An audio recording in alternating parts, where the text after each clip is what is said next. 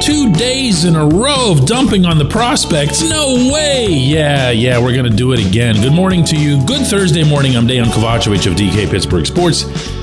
This is Daily Shot of Pirates. It comes your way bright and early every weekday. If you're into football and or hockey, I also offer daily shots of Steelers and Penguins where you found this. Baseball America, which remains the Bible of the sport when it comes to prospect rankings, organizational rankings, draft prospectuses, or is that draft prospecti? I'm not sure.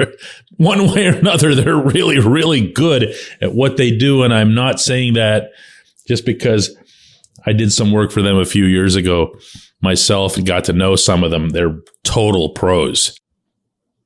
The new Baseball America Top 100 prospect list was put out yesterday in print form, also online. And the Pirates had 4 players on that list. In order, I'm going to give you their overall numbers. Number 23 was Endy Rodriguez. He has rocketed up that list, as he should have. It's been surprising to me that a lot of the other prospect rankings that are out there, including some that are usually very good, have somehow not noticed what Endy did, particularly in the second half of 2022. He was outstanding. Just in every capacity, met every challenge, including with every new step on the ladder. Number 49, Termarr Johnson, he's up there, obviously on reputation and potential since he hasn't really had any time of significance in the minors yet. 73 is Henry Davis. Not great for a 1-1.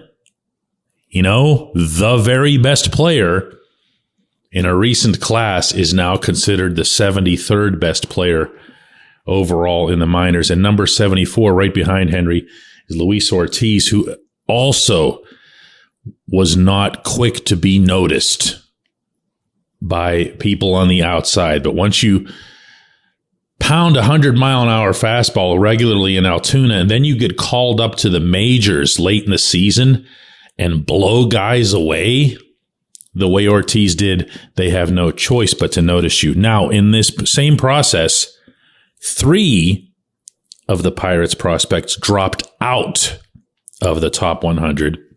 Leo Verpagero, which doesn't surprise me much at all. He continues to not really, what's the term I'm looking for here? He's not really distinguishing himself in any capacity. You don't look at him and go, oh yeah, but there's a tool that can really make a difference. That can play. It's not happening.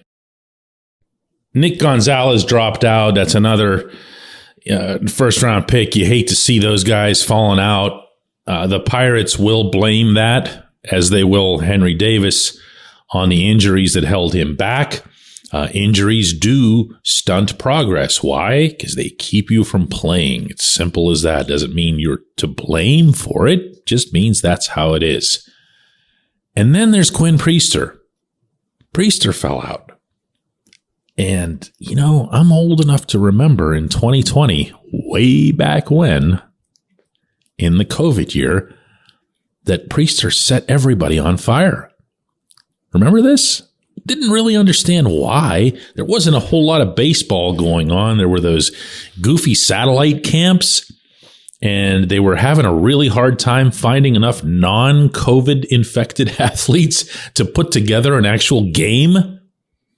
But somehow eyes were laid on Priester, both in that setting and then again, and this was where it really took off, later that year in instructional ball down in Bradenton, where everyone just went gaga over him. He's rocketing up. He could be a top 10 guy, meaning top 10 overall prospects. He could be the number 1 pitching prospect, one article read at the time, by a non-Pittsburgh anything. That's how wild they were about him. And now he's out of the top 100. Now, he also had some injury issues this past season, and he had to go through some rehab. So he had to climb the rehab ladder from Bradenton to Greensboro to Altoona. In Altoona, where he made 15 starts and spent the bulk of his year, he had a 2.87 ERA, a 1.195 whip, 75 strikeouts, and 22 walks. And you say, what's wrong with that? Nothing. He moves up to Indy, makes a couple of starts there. Not a big deal. Only pitched 9 1/3 total innings. Had a 3.86 ERA, but we're talking about 2 starts here. 9 1/3 innings, 4 runs, 5 hits, 7 Ks, gave up a home run. Again, nothing really too much to say there. But after that, in a fair attempt to compensate for time lost over the season, the Pirates sent Priester out to Arizona to partake in the Fall League.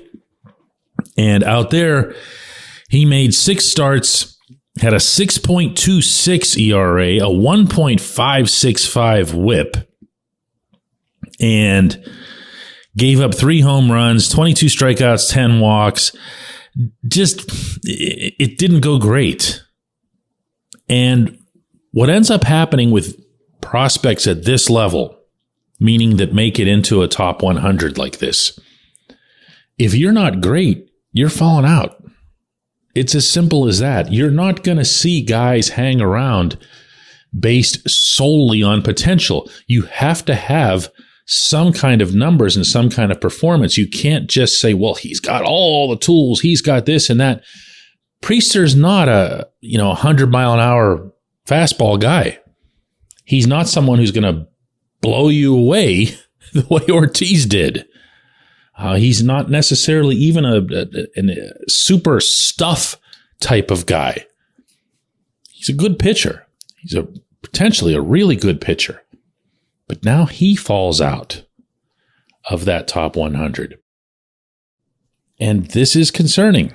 This is concerning about partially acquisition. Obviously, Priester was selected in the draft in 2019 ahead of the Ben Cherington era, but way more so about development. You want to see your prospects either stay on the same path, the same promising path, or get better.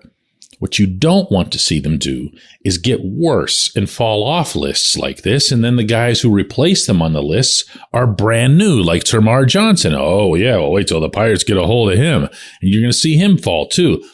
I promise you, right now, I will keep an eye on this stuff and speak to it as it comes available as objectively as I possibly can. If you see the Pirates rocketing up these lists, that'll be the subject matter. I'm not on some kind of agenda hunt here, okay? This is a legitimate concern because this is what these guys were supposed to be significantly, not a little bit, significantly better than their predecessors. And so far, they are not.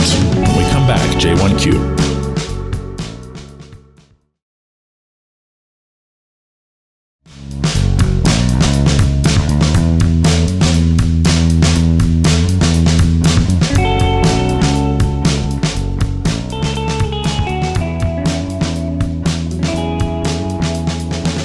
Today's J1Q comes from Mike, who says, DK, I agree that Jonathan Mayo does a great job at MLB.com, and I love his articles. I do think that the jury is still out on the players drafted and developed by Cherington and Company. Most of them are still in AAA or lower, haven't reached the majors yet.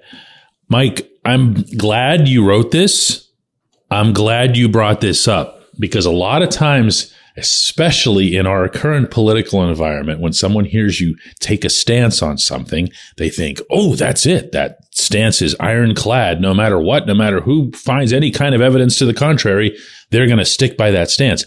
I am not taking stances on these prospects. When I tell you that Nick Gonzalez has dropped out of the top 100 in large part because of injuries, when I tell you that it's disappointing to see this many fall out, and to see only 4 in the top 100, I'm not burying the prospects. I hope that's understood. I'm glad that you seem to understand that. I got some blowback on this subject when I initially brought it up on Wednesday's show regarding John's piece interviewing other baseball executives regarding the qualities of certain farm systems. I believe that prospects, what's Charrington's line? Progress isn't linear. That's what he says. And he's right. Who shoots straight up in a straight line? Nobody.